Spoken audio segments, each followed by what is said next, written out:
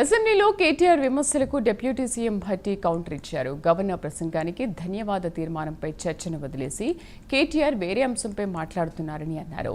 కేటీఆర్ అలవోకగా ఆరోపణలు చేశారని, అర్హులైన 53 లక్షల మందికి 200 యూనిట్ల ఉచిత విద్యుత్ అందిస్తున్నామన్నారు. ఇందిరమ్మ ఇళ్లు, సన్నబియ్యం ఇస్తున్నామన్నారు. గత ప్రభుత్వంలాగా ఇస్తామని చెప్పి ఇవ్వకుండా ఎగ్గొట్టలేదని, ఒక్కో పథకాన్ని అమలు చేస్తూ ముందుకు వెళ్తున్నామన్నారు. ఒక్కో కుటుంబానికి ఎంత లబ్ధి చేకూరుతుందనేది లెక్కలతో చెబుతామన్నారు డిప్యూటీ సీఎం భట్టి.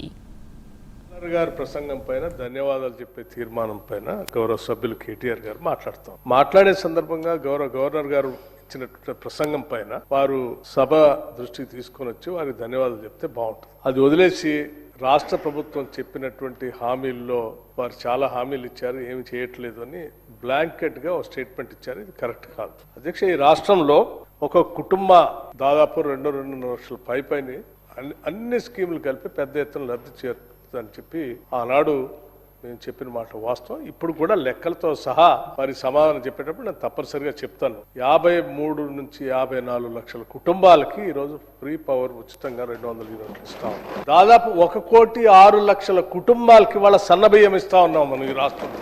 ఒక్కొక్క మనిషికి 6 కేజీల లెక్క కట్టి బహుశా ఈ దేశ చరిత్రలో ఎక్కడా కూడా ఇంతమందికి సన్నబియ్యం ఇచ్చేటువంటి కుటుంబాల చరిత్ర ఎక్కడా లేదు అధ్యక్ష. ఇది సువర్ణాక్షరాలతో ఈ రాష్ట్రంలో, ఈ దేశంలో చరిత్రలో రాసుకోదగినటువంటి అంశం అధ్యక్ష.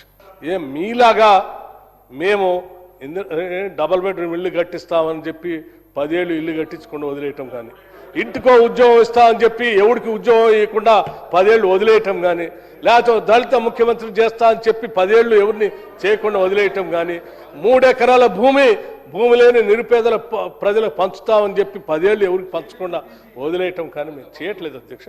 మేము ఇచ్చినటువంటి హామీలు రూపాయి పోగేసి అనేక రకాలైనటువంటి ఆర్థిక భారం ఉన్నప్పటికీ వడ్డీలు అసలు మీరు 10 ఏళ్ళు అప్పు చేసి ఖర్చు పెట్టిపోతే 10 ఏళ్ల తర్వాత తిరిగి కట్టేటువంటి వ్యవస్థను మీరు ఏర్పాటు చేస్తే 10 ఏళ్ల తర్వాత మేము అధికారంలోకి వచ్చి ఇప్పుడు మీరు తెచ్చినటువంటి అప్పులకి అస్సలు వడ్డీలు కడుతూ కూడా ఈ పథకాలన్నీ చేసుకుంటూ పోతాను అధ్యక్ష. లెక్కలన్నీ చెప్తాం. గవర్నర్ గారి ప్రసంగం పైన ధన్యవాదాలు చెప్పే తీర్మానం పైన గౌరవ సభ్యులు కేటీఆర్ గారు